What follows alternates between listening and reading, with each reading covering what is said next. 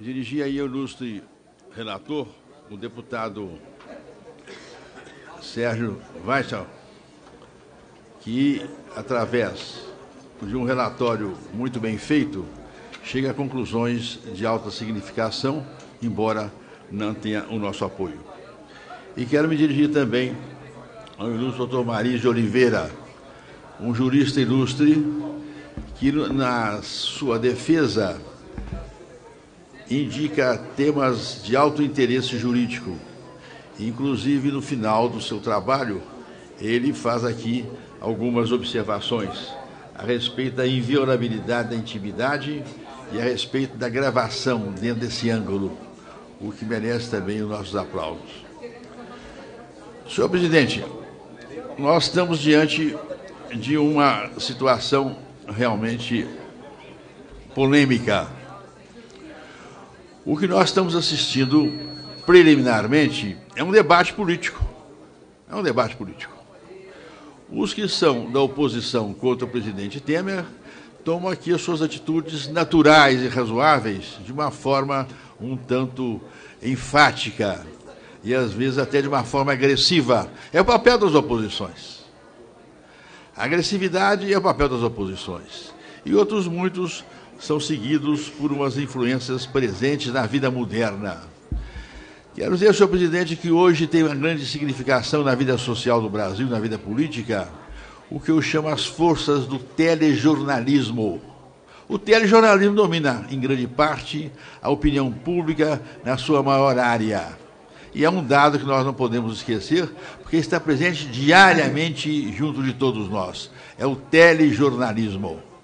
Mas direi que o nosso voto será um voto, um esforço para uma compreensão jurídica do problema. Não quero aqui entrar em atitudes, digamos assim, emocionais. Quero me esforçar para fazer aqui um parecer, um ponto de vista que me parece mais próximo das normas legais. Nós temos, senhor presidente, 3 pontos fundamentais. A questão do encontro do senhor Josley com o presidente da República, o problema da chamada mala, levada pelo senhor Rodrigo Loures, e, finalmente, nós temos aqui as conclusões do relator.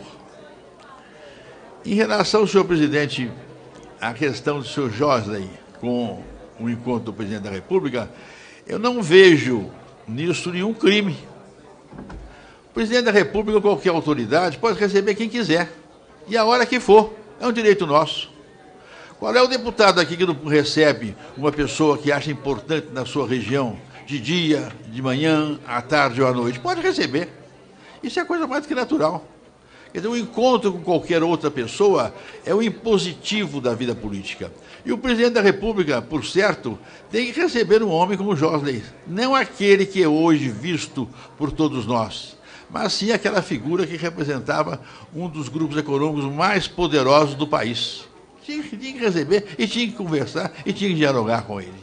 Mas acontece que esse encontro transformou-se na peça básica de toda a agitação política contra o presidente e a base para a acusação que se faz aqui.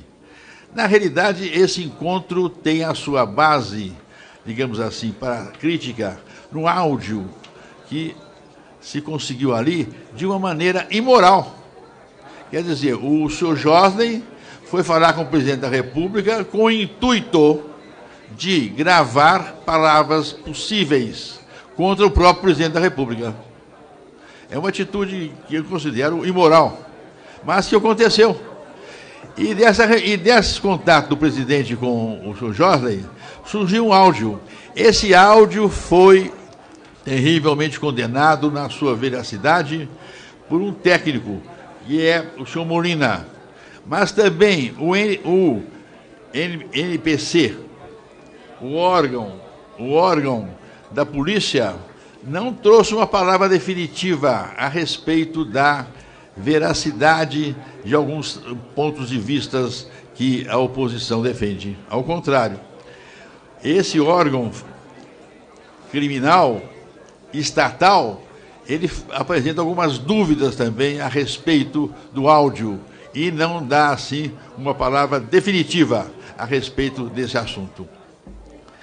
Portanto, senhor presidente, a questão do Josley, no tocante ao seu áudio, é altamente, digamos assim, duvidosa. Agora, além disso, nós temos que dizer que a delação premiada pelo senhor Josley, aliás, altamente premiada, ela foi uma delação que se desenvolveu de uma forma incorreta. Ela não obedeceu às determinações legais da própria lei que regulamenta a matéria. Por quê? Porque o prazo foi muito pequeno. O senhor Josley falou as suas afirmações numa hora, logo depois houve, então, os procedimentos legais a respeito da delação. De modo que a delação, já em si, na sua origem, é uma delação realmente não só incorreta, como cheia de dúvidas. Não é uma delação, digamos assim, que merece total compreensão e total justificação. A delação, ela é falha. E, no entanto, a delação do senhor Josley tem sido a base dos argumentos da acusação. Aliás, quem leu inteiramente, como tive a oportunidade de ler, a peça acusatória, na peça acusatória, o Procurador-Geral da República fala muito mais no senhor Rodrigo Loures do que no presidente da República. Não fala quase no presidente da República, é só no senhor Loures.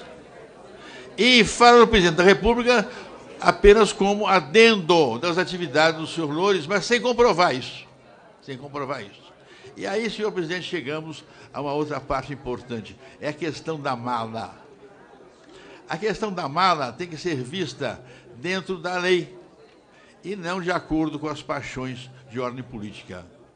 O artigo 41 do processo penal fala que a denúncia ou queixa conterá a exposição do fato criminoso.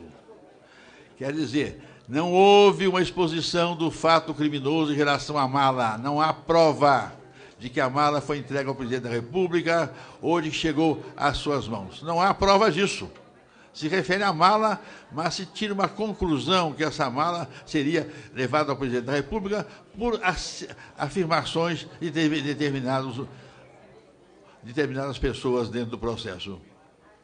Além disso, a tal mala, ela não é descrita das suas circunstâncias básicas, a movimentação da mala para chegar até o presidente da República, isso também não é falado.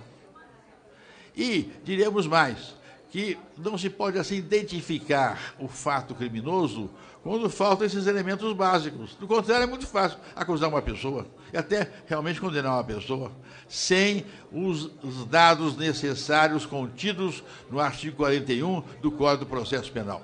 Isso é fundamental. Quer dizer, a mala é um instrumento de argumentação política, mas sem nenhum sentido jurídico, porque o artigo 41 não lhe dá a cobertura necessária para colocá-la como argumento básico em toda esses debates. Finalmente, o próprio relator, no final das suas importantes declarações contidas no documento, ele mesmo faz menção à dúvida. A dúvida existe no seu relator. A dúvida existe no seu relator. A dúvida existe no processo.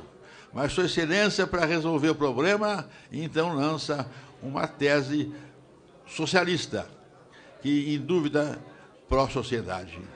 Mas esquece que em dúvida pró-réu é a velha tese democrática que sempre prevaleceu em todos os episódios dessa ordem. Então, mas o que fica claro é o seguinte, é que o relator fala que há dúvida. Ele fala que há dúvida. Dá uma interpretação à dúvida de acordo com a sua doutrina, mas há uma dúvida. Portanto, senhor presidente, o que nós verificamos em todos esses pontos, e muitas questões aqui podem ser levantadas, a primeira delas é justamente essa. A delação do senhor Josley. A delação do senhor Josley é uma delação que não constitui, de acordo com a própria lei que regula a matéria, base para justificar um processo condenatório. A própria lei que regulamenta a delação, que regulamenta a colaboração, como entre nós é falado, seguindo, na realidade, a inspiração norte-americana, mas de uma maneira muito falha, muito falha, essa delação não pode ser base para o processo condenatório.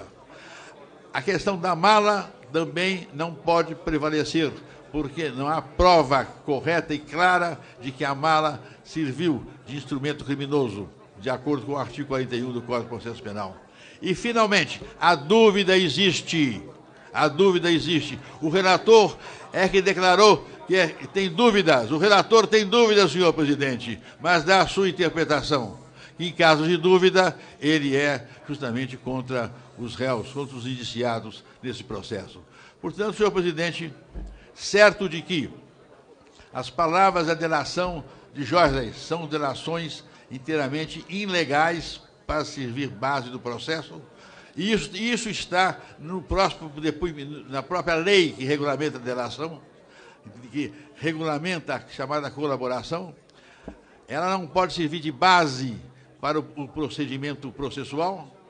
Certo de que o caso da mala não tem, na realidade, uma segurança necessária de ordem jurídica para ser aqui mencionada, e convencido que o relator, como em todo o processo há uma grande dúvida, eu diria a Vossa Excelência, que em se tratando de um presidente da República, nós não podemos aqui, dentro desta linha, chegar a uma posição contrária aqui à sua personalidade, que, aliás, no processo não é mencionado, porque quem é mencionado é o Ricardo Loures. Sua Excelência é apenas um adido das palavras que são aqui levantadas contra Sua Excelência.